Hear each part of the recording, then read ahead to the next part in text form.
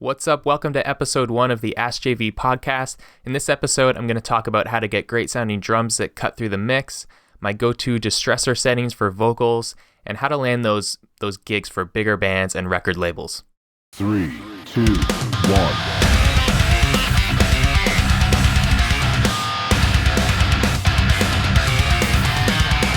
This is the ASKJV Show.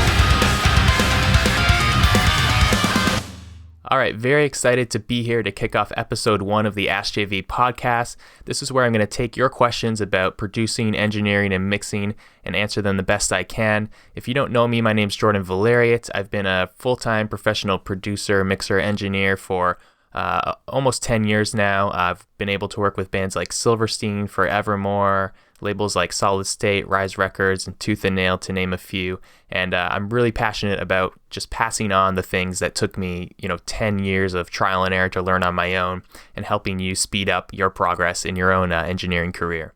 Our first question comes from Alfonso. How do you get the snare and toms to sound thick as well as punchy? It seems that all I can get through is the stick attack, but they have no tone. Alfonso, this is a common problem, I think, and definitely one that I struggled with at the start. And the issue is that, often you can, if you're mixing, say, a snare in solo, you use compression, with the slow attack, and you get that really nice crack on the front end and that stick attack that you're talking about.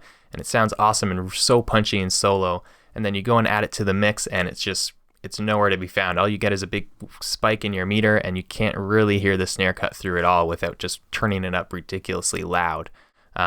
So the problem is that you've got such a short sound that's really loud because of that punchy compression, but then the rest of the actual tone of the drum hit is way too quiet and small to be noticed in a heavy, dense mix.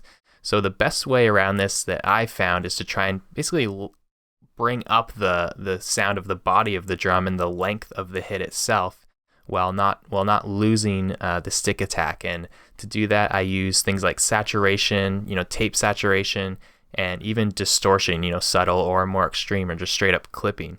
In this way, you're shaving off the really high peak of that transient, which happens so quickly that you don't actually notice the distortion audibly, but it happens. And when that if you picture a transient that's like this, and then the rest of your body of the sound is, say, like that, if you clip off the transient, now you've still got a sound that sounds punchy up front, and now look at the size of the rest of the hit compared to the transient. So now you can turn the whole snare up louder in the mix. So I like to use Massey tape head to accomplish some of that, and even just some more straight up aggressive distortion on the snare. Try it out. I think Decapitator is a good one. I even sometimes just use the standard distortion plugins in Pro Tools. You can blend that in parallel or do it right on the snare. That's the best way I've found to help the snare cut through the mix. When it comes to toms, I don't rely so much on that kind of saturation or distortion. I like to duplicate tom tracks, split them into attack and body tracks. So I have one version of the tom track that is EQ'd to just give me the bright end, and I gate that tightly. And then I have another tom track that's duplicated, and that's EQ'd to have a lot of the low end of the tom, and I can turn that up separately from the stick attack. And lastly, for both snare and toms, parallel compression helps a lot. So make sure you're setting up a parallel compression drum bus and sending the snare, lots of kick and snare and toms to that, compressing that really hard to get it really punchy, and then blend that back into your drum mix. Our next question comes from Salvatore. What are your go-to Distressor settings for tracking vocals? Sam, I'm totally with you on this. I use the Distressor on the way in on my vocals all the time.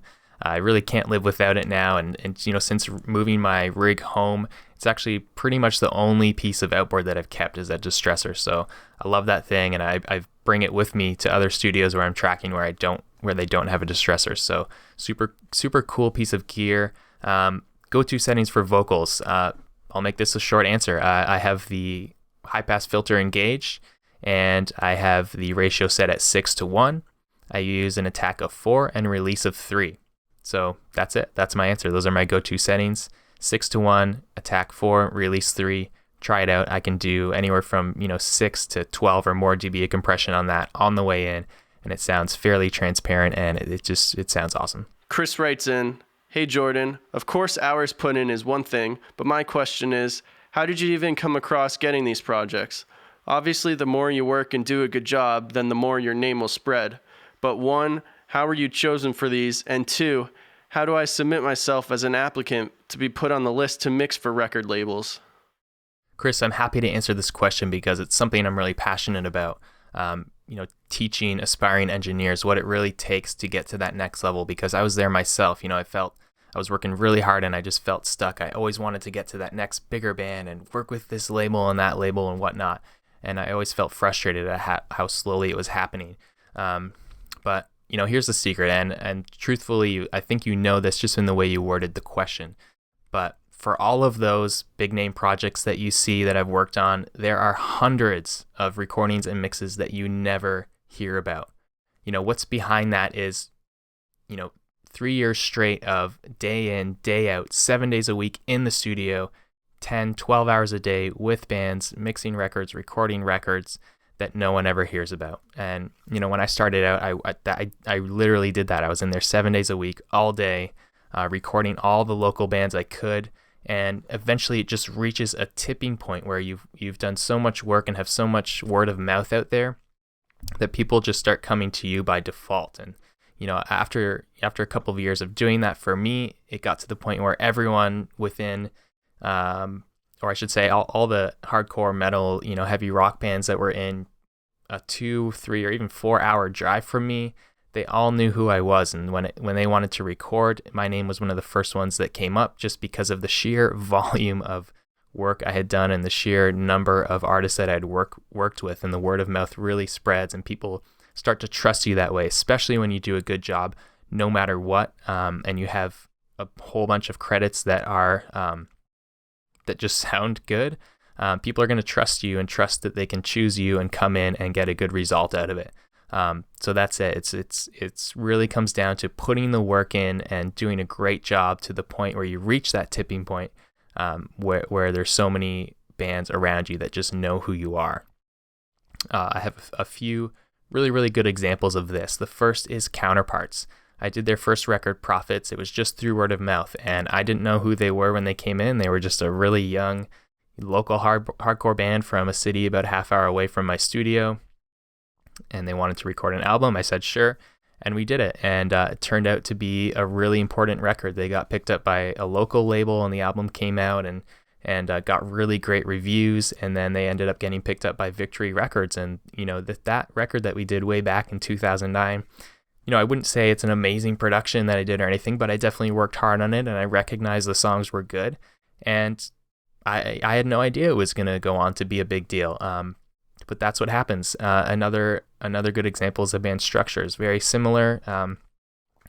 They came to me to do an EP. I had no idea who they were. They were just a local band starting out, and there were issues in that session, and it took a lot of hard work to get that EP to sound the way it does.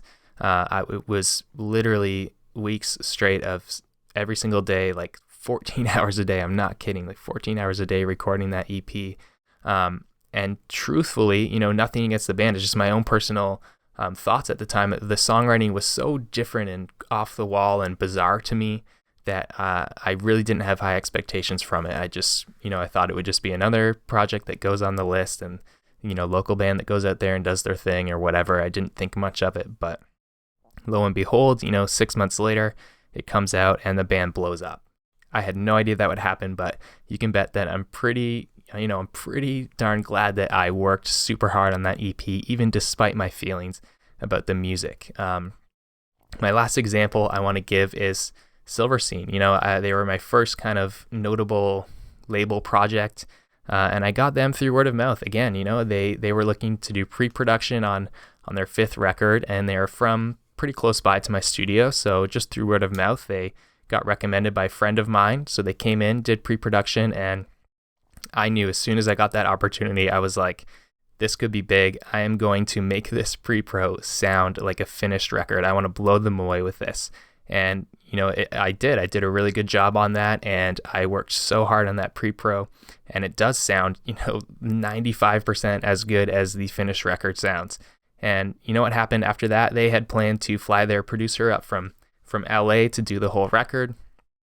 Turns out there were issues. He couldn't do the whole thing, so he was just going to come up and do drums, and then he was going to fly back, and the band was going to do guitars and vocals with me in my studio.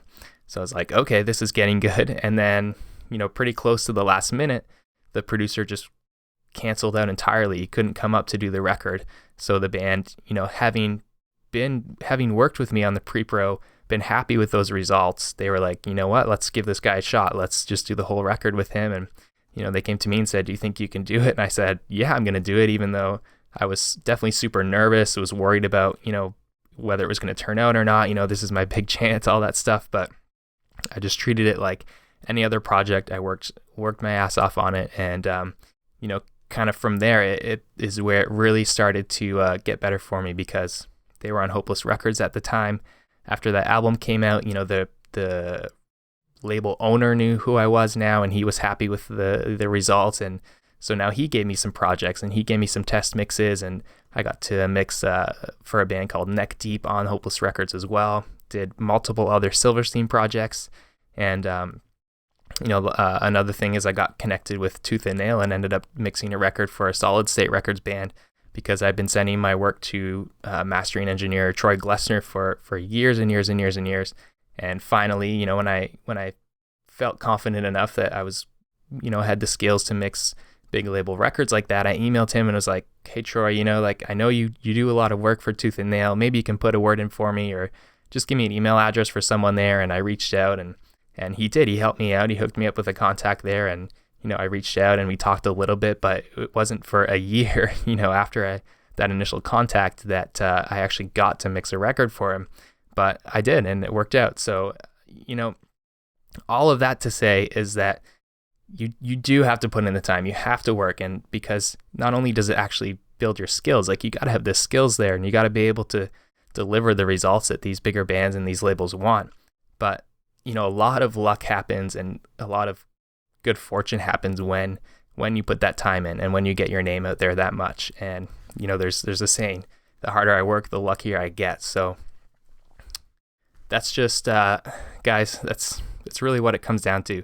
Put the work in, get the word of mouth out there. There's no website or business card that's going to get you these projects. It comes down to putting out the quality work consistently, day after day, and then you will reach that tipping point, and things will just start going your way. All right, thanks for checking out the first episode here. I need questions from you guys. This show totally depends on the questions you guys send in. So in order to send in questions, you can send an email to askjv@hardcoremusicstudio.com. You can go on Facebook and just search for Hardcore Music Studio. You can post a question directly to the page or Facebook group there, or you can hop on Twitter and use the hashtag AskJV. And I look forward to hearing your questions, and I'll see you on the next show.